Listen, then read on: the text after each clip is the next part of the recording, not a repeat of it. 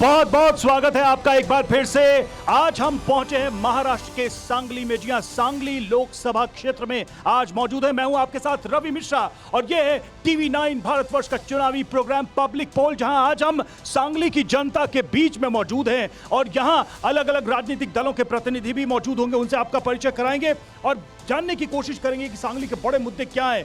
एक बात तो तय है कि सांगली में इस बार मुकाबला दिलचस्प है, कांटे की टक्कर है। मामला सिर्फ दो ही पक्षों के बीच हुआ करता था, लेकिन इस बार एक ऐसा फैक्टर है यहां पर जिसका नाम है विशाल पाटिल और इस वजह से यह मामला त्रिकोणीय हो गया है। सांगली में विशाल पाटिल कौन है?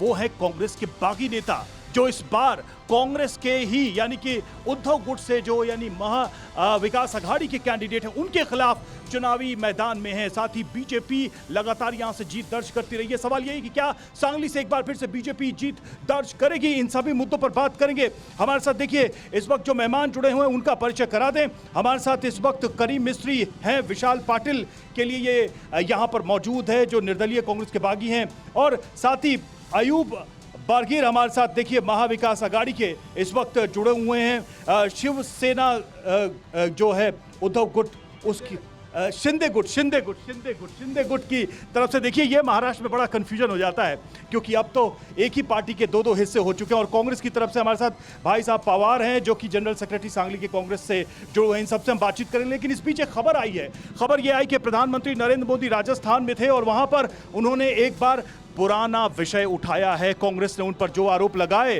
प्रधानमंत्री ने कहा कि 2014 में मेरा अपमान किया गया, चाय वाला कहकर अपमानित करने की, छोटा करने की कोशिश की गई, दिखाने की कोशिश गई। 19 में भी उन्होंने कहा, 19 को लेकर के मुझे चोर कहा गया, चौकीदार चोर का कांग्रेस ने नारा दिया। तो सवाल यह है कि प्रधानमंत्री का अपमान करने से क्या कांग्रेस को फायदा हो रहा है? इसी प्रधानमंत्री के बयान और इसी से जनता के बीच जो लोग मौजूद हैं उनसे हम राय के साथ शुरुआत करेंगे। प्रधानमंत्री का बार बार अपमान करने से क्या फायदा हो रहा है? 2014 में तो प्रधानमंत्री नहीं थे वो, लेकिन जो सोनिया गांधी जी चुनाव लड़ रहे थे प्रधानमंत्री का और किसी ने चुनाव तो पंतप्रधान का नहीं था, वो खासदार की था चुनाव, इसके लिए वो पंतप्रधान नहीं थे, वो उसका अपमान नहीं होता था वो लेकिन उन्होंने इतना अपमान किया है सोनिया गांधी जी का, इंदिरा गांधी जी का, वो सबका अपमान किया है। वो तभी नहीं कुछ लगा, लेकिन अभी कुछ बोला तो लगा कि अपमान हो रहा है करके। गुजरात के बनासकांठा में प्रधानमंत्री थे और जब 19 में उन्होंने कहा कि चौकीदार चोर का नारा करके देश में मेरी छवि बिगाड़ने की कोशिश की। राहुल जी को पप्पू पप्पू बोलकर इतना छोटा बनाया गया है। इतने बड़े नेता हैं वो, उनका उन्हें आदर कभी नहीं किया, तो अभी इनको कुछ बोला तो इनको बुरा लग रहा है। अभी इतने बड़े नेता को पप्पू बोलकर इस सब के सामने किया, बदनाम किया लोगों ने, अभी बुरा लग रहा है क्या इनको? पहले बुरा नहीं लगा इनको। लेकिन सवाल ये कि चुनाव में तो नुकसान इसका हो रहा है। इस तरह की बातों का प्रधानमंत्री के लिए अपमानजनक शब्दों का इस्तेमाल करने से देखो, अभी अपमानजनक जो भी शब्द है वो तो चलते ही रहेंगे। हर कोई जो मतलब प्रधानमंत्री बने हैं उनके ऊपर हर वक्त टिप्पणी हो ही है। ऐसा नहीं है कि बस खाली मोदी जी पे होती है। तो उसका कह रहे हैं कि भाई उसका स्तर गिरा है। प्रधानमंत्री के अपमान पर आप क्या कहेंगे? वो कह रहे हैं कि इस तरह के आरोप हर बार चुनाव में मेरे लिए शब्दों का प्रयोग किया जाता है, खासकर कांग्रेस की तरफ से। गुजरात में आज वो बोल रहे थे उनको तो कोई काम नहीं है उनको नाम रखने के सिवाय, लेकिन प्रधानमंत्री जी के जो उनको नाम रखते हैं तो उनको कोई और काम ही नहीं, इसलिए तो वो नाम रखते हैं। प्रधानमंत्री जी ने जितना कुछ सहा है, जितना कुछ उन्होंने देखा है करीब से, इनको कांग्रेस वाले को कुछ काम ही नहीं दूसरा उनको नाम रखने के लिए। कुछ नहीं कहना चाहिए, आप कुछ कहना चाहिए? बार बार इस तरह के मुद्दे उठ रहे हैं। आज तो खुद प्रधानमंत्री ने गुजरात में इसका जिक्र कर दिया। प्रधानमंत्री जी का काम देखिए,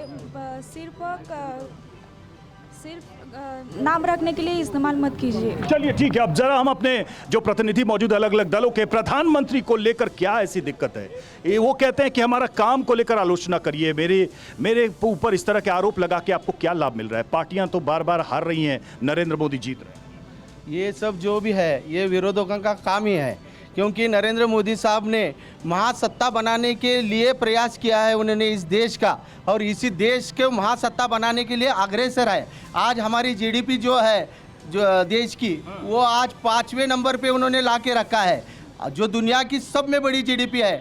और अभी ये जीडीपी 3 नंबर पर जाने वाली है। और मोदी साहब ये कंटिन्यू अगले 5 टर्म के भी आगे ये अपना पंतप्रधान पद यहाँ लेकिन बार बार प्रधानमंत्री को टारगेट करने के पीछे क्या मंशा है, आपको क्या लगता है? उनको नीचापन दिखाकर मतदान के लिए राजकारण करना, यही उनका काम है विरोधक लोग। आप क्या कह रहे हैं? आप लोग तो कांग्रेस से छिटक गए आप लोग, और कांग्रेस की एक तरीके से इसको लेकर प्रधानमंत्री ने खुद कई बार उसको घेरा है कि मुझ पर व्यक्तिगत हमले किए जाते हैं। पहले तो मैं आज महाराष्ट्र के अंदर कामगार दिन है और पूरे देश के अंदर ये प्रधानमंत्री के बारे में जो आपने सवाल किया इसका जवाब मैं दूंगा, मगर महाराष्ट्र दिन यहाँ के जो मजदूर लोग हैं, कामगार लोग हैं, उन्हें इंसाफ देने के लिए आज़ादी के बाद में उनके हाथ को काम और काम को दाम देकर हिंदुस्तान के अंदर स्वाभिमान से ज़िंदा रखने की कोई कोशिश किसने की है, वो कांग्रेस पार्टी और महाराष्ट्र के अंदर की हमारी जो जनता है आज महाराष्ट्र दिन बनाती है। इसको बीजेपी ने नहीं किया। आज़ादी के बाद में जितने भी ब्रिज हैं, जितने भी रेल की पटरियां हैं, जितने रेल के स्टेशन हैं, तो समझ में नहीं आ रहा। आप कांग्रेस की तारीफ कर रहे हो, कांग्रेस के खिलाफ मैदान में विशाल पाटिल हैं, आप उनके लिए खड़े हैं? हाँ, उनके लिए ठहरा हूँ। विशाल पाटिल एक कांग्रेस विचार सरणी के विचारधारा के आज़ाद उम्मीदवार हैं। हम कांग्रेस को मानने वाले लोग हैं, मगर यहाँ कुछ ऐसे सियासती